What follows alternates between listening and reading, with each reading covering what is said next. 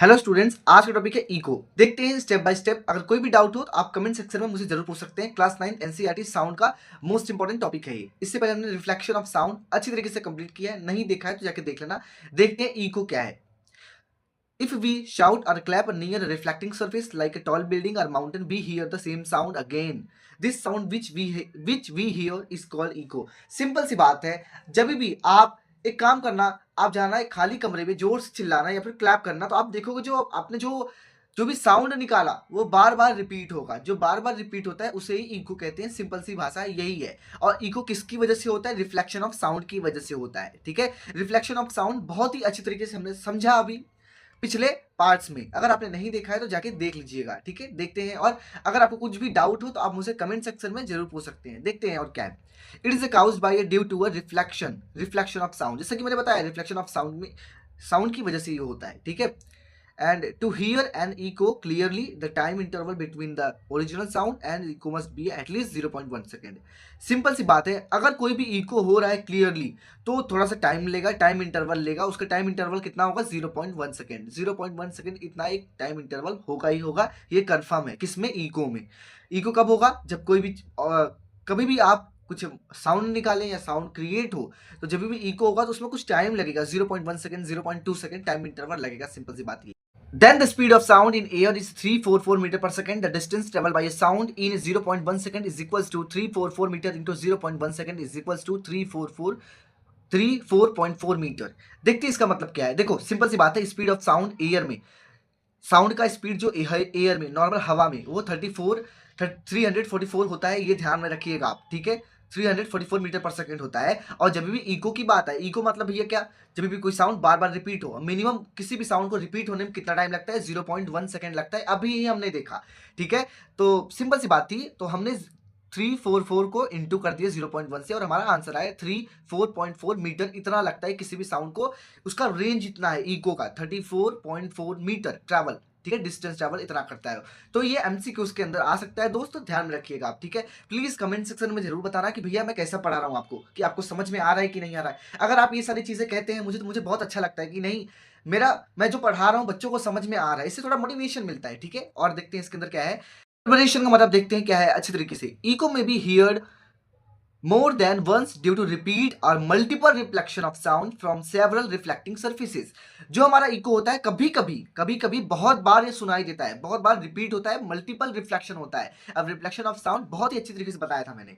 तो reflection of sound के कारण बहुत बार इको प्रोड्यूस होता है, जिसे हम कह सकते हैं, क्या कह सकते हैं देखते पहले। This cause persistence of sound called reverberation. अगर कोई इको बहुत बार बार रिपीट हो तो उसको रिवर्बरेशन कहते हैं। क्या कहते हैं? रिवर्बरेशन।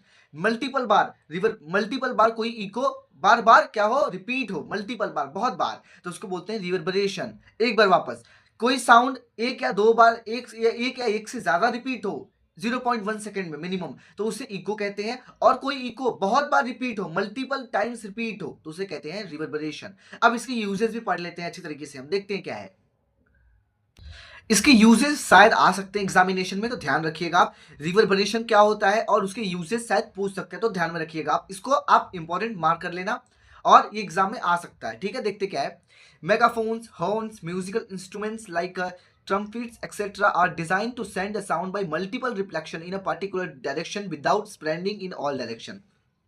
जैसे कि मेगाफोन्स हो गए, हॉर्न्स हो गए, आप देखोगे ना ये बहुत बार रिपीट होते हैं। जो भी साउंड होते हैं बहुत बार रिपीट होता है एक डायरेक्शन में, मल्टीपल बार रिपीट होते हैं एक डायरेक्शन में। ठीक है, जैसे कि हमारा मेगाफोन है, तो मेगाफोन में क्या होगा? एक ही डायरेक्शन में कोई साउंड जाएगा। ठीक है, तो बहुत बार रिपीट भी होगा। जैसे कि मान लीजिए आपने कोई अलार्म लगाया, तो अलार्म जब लगाओगे ना तो बार बार वो रिपीट करता है। तो एक ही डायरेक्शन में रिपीट होता है मल्टीपल बार। ठीक है, और देखते हैं क्या है। Doctors listen to sound from a human body through a stethoscope. अब स्टेथोस्कोप का मतलब भैया क्या है? जब भी आप बीमार होते हैं तो देखते हैं कि डॉक्टर के गले पे एक एक डिवाइस रहता है, जो कभी भी कोई इंसान बीमार होता है तो पहले वो जाके उसकी हार्ट बीट को सुनता है, उसको लगा के। ठीक है, उसका ही नाम है स्टेथोस्कोप। ये बहुत ही ज्यादा इंपॉर्टेंट है डॉक्टर्स के लिए, जो साउंड सुनते हैं, हार्ट बीट सुनते हैं, किसके थ्रू? स्टेथोस्कोप के थ्रू। ठीक है, the sound of a heart beats reaches the doctor ears by a multiple reflection. तो ये भी हम कह सकते हैं कि जो हार्ट बीट होता है मल्टीपल बार उसके साउंड को निकलता है तो उसको कैच कौन करता है? स्टेथोस्कोप, जो मल्टीपल बार होता है। सिंपल सी बात थी इसके अंदर, ठीक है, जो डॉक्टर सुनता है अपने कान में, किसके थ्रू? स्टेथोस्कोप के through. Generally the selling of cinemas, halls and auditoriums are curved so that sound after multiple reflection reaches all parts of all hall. आपने अपने एडिटोरियम में देखा होगा या फिर अपने हॉल, सिनेमा हॉल्स के अंदर देखा होगा कि मल्टीपल बार कोई भी साउंड जो होता है क्रिएट होता है, वो बहुत सारे डिवाइस लगाए रहते हैं जिसकी वजह से बहुत बार मल्टीपल साउंड क्रिएट होता है। सिंपल सी बात थी इसके अंदर, और इसमें कुछ भी हार्डनेस नहीं था। अगर समझ में आए तो बहुत अच्छा है, और समझ में ना आए तो इसको रटना अच्छी तरीके से, ठीक है। देखो कुछ कुछ चीज़ें साइंस के अंदर रटना होती है, ये मैं एक्सेप्ट करूंगा। देखते हैं और क्या है आगे। अब है range of hearing, most important, शायद ये आ सकता है तो इसको ध्यान में रखिएगा, आ सकता है ये। हाँ, देखते क्या है। Human beings can be here sound frequencies between 2 हर्ज एंड 2000 हर्ज।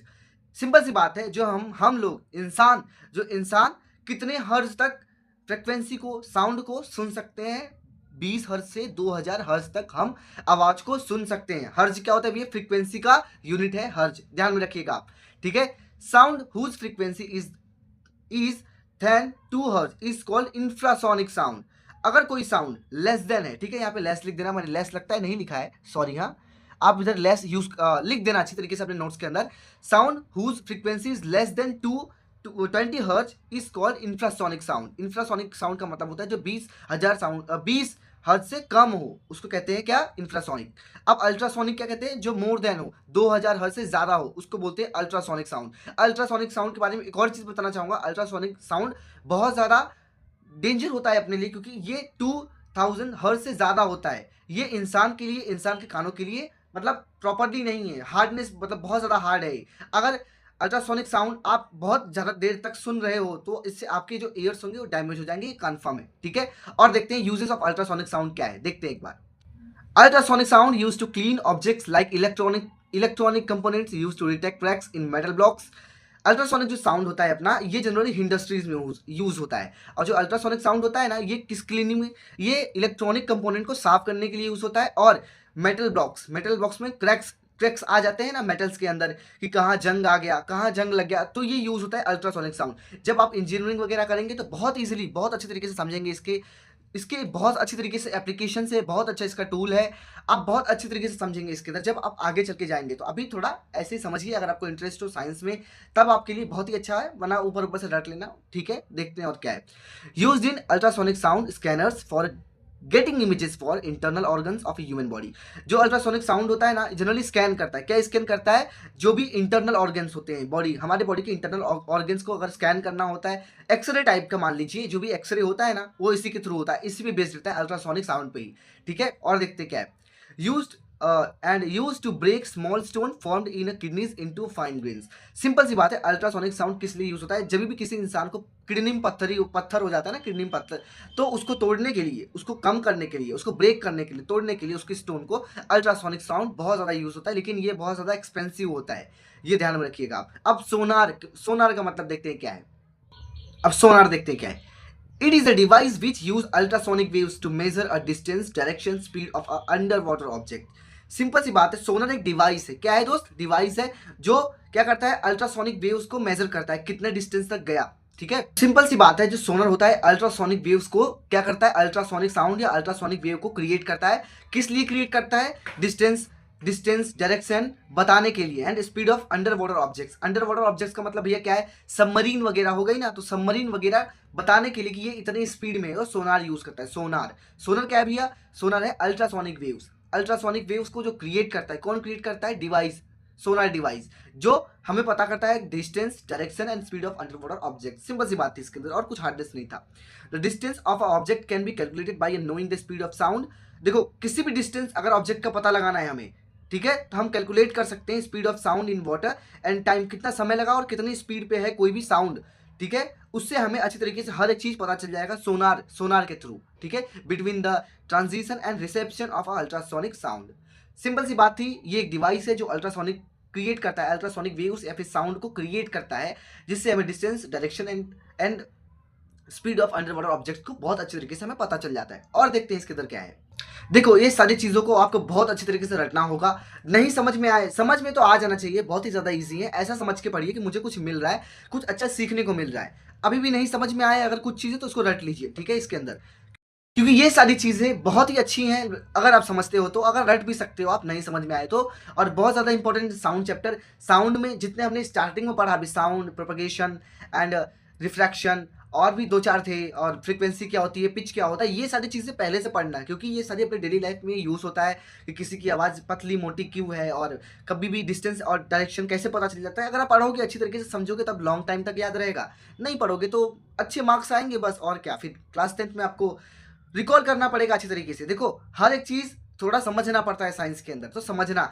मैं आपका टाइम ऐसे ही वेस्ट नहीं कर रहा हूँ इस वीडियो के अंदर। इस वीडियो के थ्रू मैं आपको यही बताना चाहूँगा दोस्त कि मैं कॉपी और पेन से पढ़ा रहा हूँ, तो ये ना समझे मुझे कि मैं आपको गलत पढ़ा रहा हूँ और मैं मिस इन्फॉर्मेशन नहीं दे रहा हूँ। मैं आपका एक बहुत अच्छा दोस्त हूँ अगर आप मुझे माने तो। और जितना हो सके अच्छी तरीके से पढ़िए, और माफ़ करना थोड़ा वीडियो लंबा हो गया, देखते हैं और क्या है। और structure of an human ear, तो ये अभी हम स्ट्रक्चर ऑफ, हमारा जो स्ट्रक्चर है कान का, उसके सुनने की, क्या कैसे सुनता है। देखो मैंने ड्राइंग अच्छी तरीके से नहीं बताया है, आपके बुक में ड्राइंग बहुत अच्छी तरीके से है, तो मैं ड्राइंग नहीं बताऊंगा, खाली मैं ऊपर ऊपर से समझा दूंगा इसका इसका मतलब ये होता है, इसका फंक्शन ये होता है, इसका फंक्शन ये होता है, क्योंकि मेरे पास अभी बुक अवेलेबल नहीं है, ठीक है। तो मैंने अच्छी तरीके से बता दिया है, नोट्स के थ्रू ऐड कर लेना। इसका ड्राइंग देखो आ सकता है, नहीं भी आ सकता है, डिपेंड ऑन सब्जेक्ट टीचर, ये मैं कहूँगा। बाकी नोट्स तो बहुत अच्छी तरीके से, अगर आप अच्छे पढ़ोगे तो अच्छे नंबर ही आएंगे, ये कंफर्म है मेरी तरफ से। The sound wave passes through a ear canal and to thin a membrane called eardrum. जो हमारा साउंड होता है, साउंड वेव होता है, पास होता है ईयर कैनल के थ्रू। ईयर कैनल एक थिन मेम्ब्रेन है, क्या है, थिन मेम्ब्रेन है, जो जिसको हम क्या बोलते हैं, ईयरडम बोलते हैं, ठीक है। और देखते क्या है, ईयरडम वाइब्रेट्स, जो ईयरडम होगा वो वाइब्रेट करेगा, और हमें पता है कोई भी साउंड जब वाइब्रेट करता है तभी साउंड क्रिएट होता है। कोई भी ऑब्जेक्ट जब वाइब्रेट करेगा तभी साउंड क्रिएट होगा, ध्यान में रखिएगा आप। The vibration are amplified by three bones of the middle ear called hammer, anvil and stirrup. Simple सी बात है, जो वाइब्रेशन हुआ अभी 3 बोन्स में जाएगा, 3 जगह जाएगा, 3 बोन्स में जाएगा। पहला किसमें किसमें, हैमर में, एनविल में, स्ट्रीम में। Middle ear then transmit the sound waves to the inner year.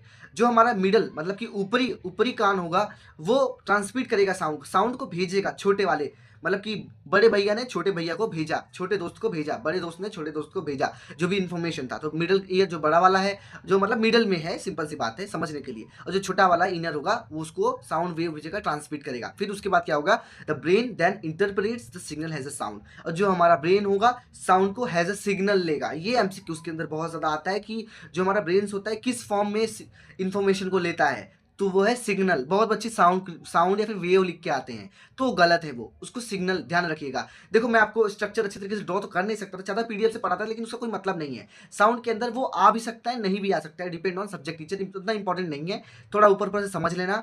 और जितनी भी सारी इंपॉर्टेंट चीज़ें थी वो मैंने आपको अच्छी तरीके से स्टेप बाय स्टेप हर एक चीज़ को बता दिया है। Thank you so much everybody. आपका क्लास 9 चैप्टर या फिर क्लास 9 का जितने भी चैप्टर्स हैं वो कंप्लीट होने वाले हैं जल्दी ही।